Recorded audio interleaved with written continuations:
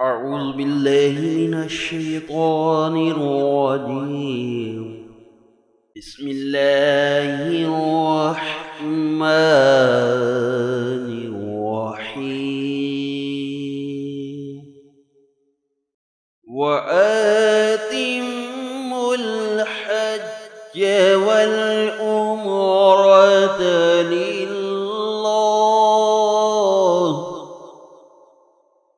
وإن أحسرتم فما استيسر من الهدي، ولا تحلقوا رؤوسكم حتى يبلغ الهدي محله، فمن كان منكم مريضا أو به أذى من رأسه ففدية من صيام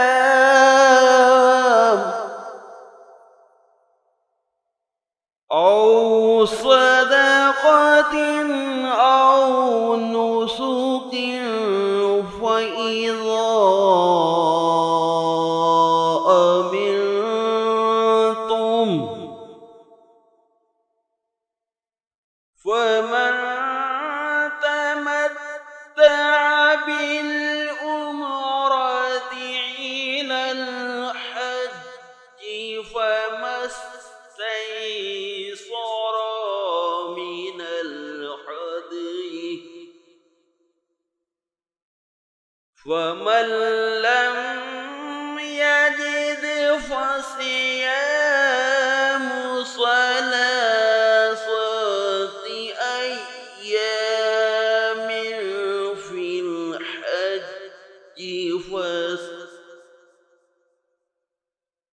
في الحج وسبعة إذا رجعتم،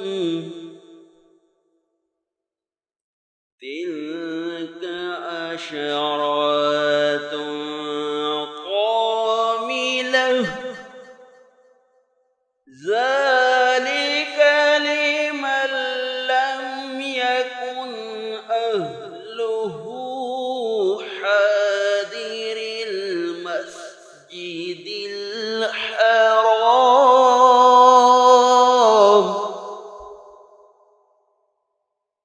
واتقوا الله واعلموا أن الله شديد العقاب. آمنت بالله صدق